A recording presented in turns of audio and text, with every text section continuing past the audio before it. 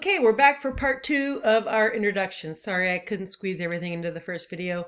I try to keep my videos 12 minutes or less.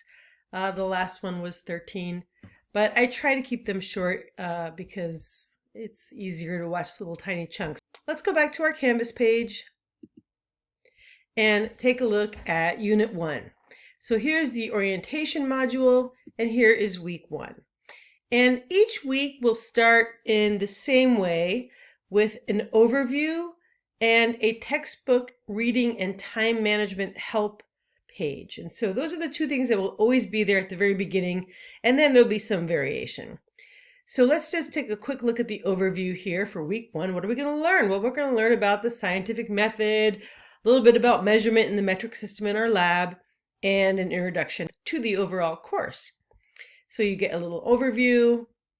This tells you just about the module structures, and then these are the learning outcomes that you're going to learn in Unit 1. And remember, we can use this next button to go to the next thing, B, in the module.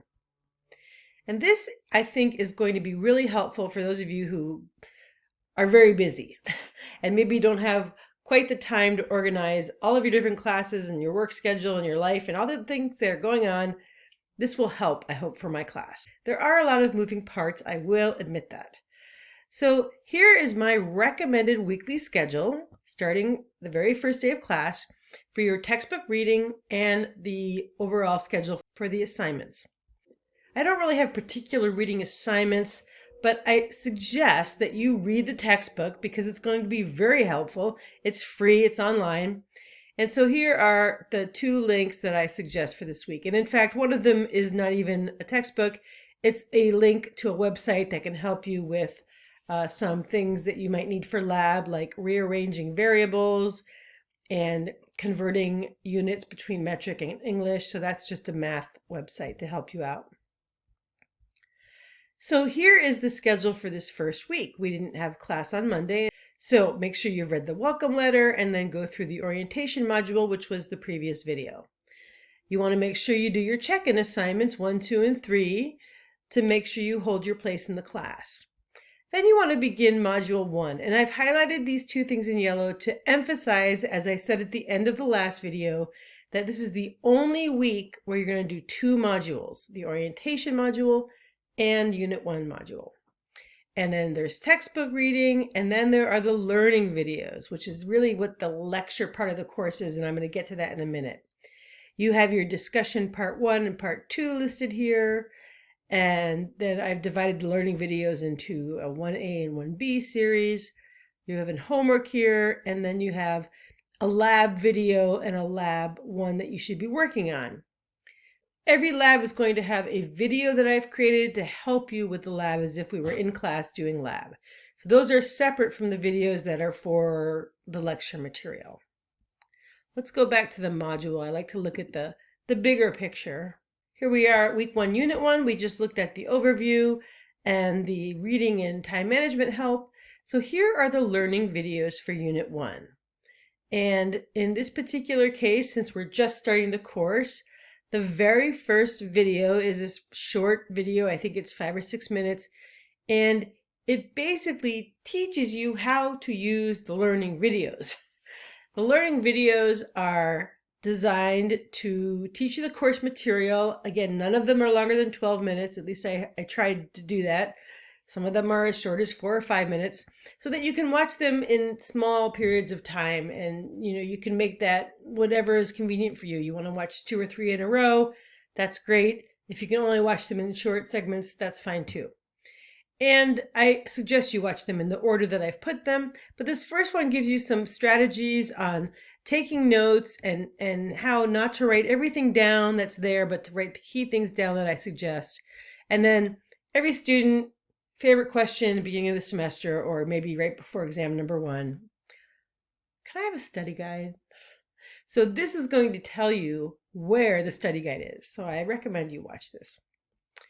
And then we dig in with the actual videos. So I call these first sets of videos intro.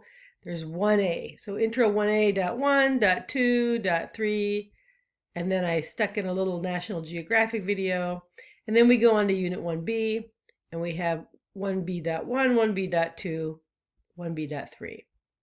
So it might seem like a lot for the first week, but these add up to about a total of 1 hour of viewing.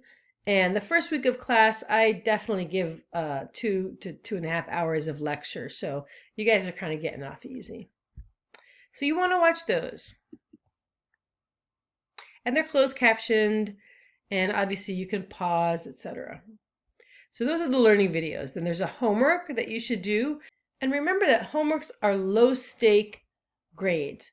You have 3 attempts. I'll keep the highest score. There's no time limit when you do them. There's open book, open note. Of course, there's a due date. But these are where I want you to learn things. And very often you have to watch some videos. So don't wait till the last minute to try the homeworks. Do them ahead of time. And then there are instructions for lab number 1. So the very first lab in this class is going to be about the metric system. And here's a video on instructions. So I encourage you to watch the video that gives you instructions about how to do the lab and follow along with your lab manual. Now, if you don't happen to have your lab manual, I have provided the very first lab, which is exercise 24 in the book, so I don't go in order, but it's the metric system, measurements, and scientific inquiry. And so here you can just print out the pages if you want, or you can just look at the pages and print out the ones that actually need to be written on. But when you upload it back to me, I really don't want you to just write answers on notebook paper. It makes it much more difficult for me to grade than if it's on this actual page. You can imagine that if I have a bunch of pages that are all similarly formatted like this, I know what I'm looking for, okay? I can really grade them quickly. If you give me things on notebook paper, it's just much more difficult. So upload the actual pages. You don't have to upload the pages that have nothing on them. So for example, this first page has information that's important, but I don't need to see your version of it. So that was the lab instructions with the video of instructions. And then there is, underneath that, a place where you can have a class discussion with your peers about the lab. You could just go to, this is optional. You can just go and say, hey, you know, what'd you give it number 4? Or how'd you do number 8? I can't figure it out. So this is just, you know, put in your, where it says reply, you just type in whatever you want, and then you can interact with each other. And so this is a really great way to help each other as if you were in lab groups. Now, this particular first lab is special because you actually do have to get data from the rest of your class. Well, at least 15 other class members. So normally in class, I have everyone move around the room and collect data from each other because you're going to make a big graph. When you look at the lab, you'll see exactly what you need. But everybody is going to be measuring their height to the nearest 1/100th of a meter and their shoe length to the nearest millimeter. And so everyone has that recorded in their lab, and then you're going to need to trade that data with other people, and you're going to make a graph of at least 15 people in the class. So here you should type in my height and my shoe length, and then post it, and then other people can use it. I've already added mine right here, so I am offering you a data point. Usually, though, the class discussions for the labs are just optional and supposed to be helpful for you to work with each other. And then that's it, because this lab is actually due, I'm going to open week 2, down here, submit lab 1 here. So the lab is not due until week 2, so I have it down here in week 2. And then at the end of each module, again, you're going to see what you learned. So these are all the different learning outcomes. And as I said here, the first week is going to be intense. You're going to learn a lot of new stuff, but you're raring and excited to go, so it's a good time to pile all kinds of stuff on you. Okay, maybe not like that, but my best advice to you is to keep on track with deadlines, make sure everything gets done on time. Please come to my office hours. I'm so lonely sitting here by my Zoom, twiddling my fingers. Come visit me, say hello, or ask a question, or both. I really wish we could be in person. That's really the way I like to teach my science classes. But I'm looking forward to the semester. I think it's going to be great, and I can't wait to get started.